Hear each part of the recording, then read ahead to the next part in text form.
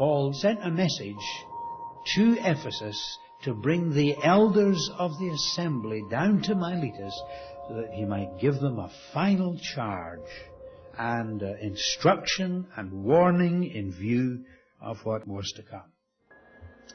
Now, it's very clear that Paul had a great appreciation of a very important principle that pervades the Old Testament.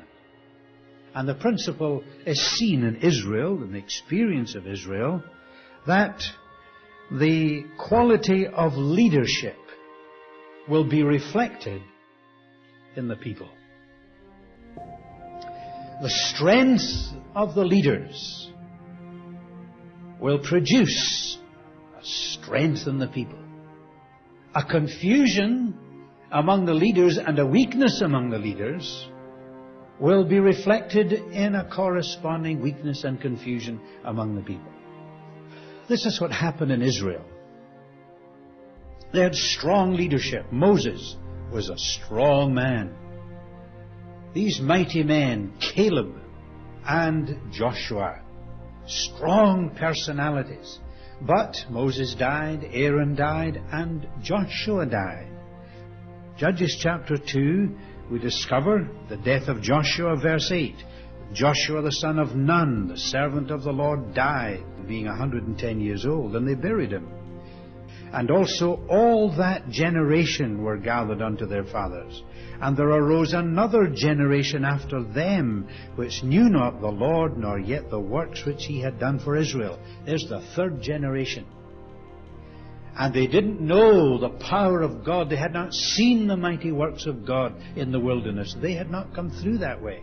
It was all fables and hearsay as far as they were concerned. Now just look over to Judges chapter 5. And another generation has gone. They chose new gods. Then was war in the gates. Was there a shield or spear seen among 40,000 in Israel? Here in these two verses is a revelation of the confusion in the people of Israel. There was war in the gates. Now that was not war with the enemies of Israel. That was war among the leaders. That's when the elders of Israel were fighting among themselves. There was conflict among the leaders. And when there was conflict and confusion among the leaders, you see that reflected through the people. What are they doing? Instead of walking on the clear highways, they're walking in the crooked ways. They were out of the way. Instead of following the Lord, they were choosing new objects of veneration. And instead of defending the people of God and attacking the enemies, they didn't have a shield or a spear among them. The confusion that existed, confusion of purpose. The old ways did not satisfy this generation. They wanted something new, something different. Beware of that, says Paul. Beware of that. Change, change, change is the order of the day. There is change that is beneficial, but there is change that is positively disastrous.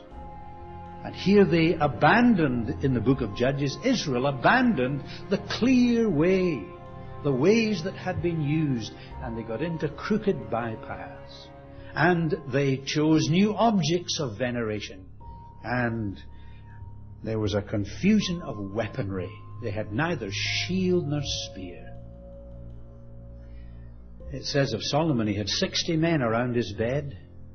They all held swords in the night, and they were expert in war. They knew how to handle the sword. I greatly fear today one of our problems is there are not many who are expert in the sword. Not many. They're not spending their time practicing. Paul says that he wanted to speak to the leaders. He wanted to be sure that the leaders were strong.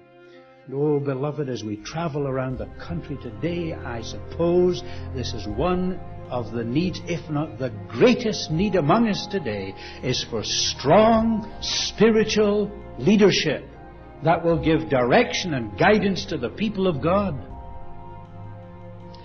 Men who know the Word and are not afraid to apply the word in circumstances, even though they may be unpopular decisions.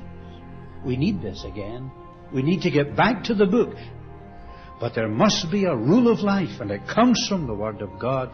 And Paul charges these elders because he knows that if he can reach the elders, and if they are strong, that will reflect itself through the whole assembly in Ephesus.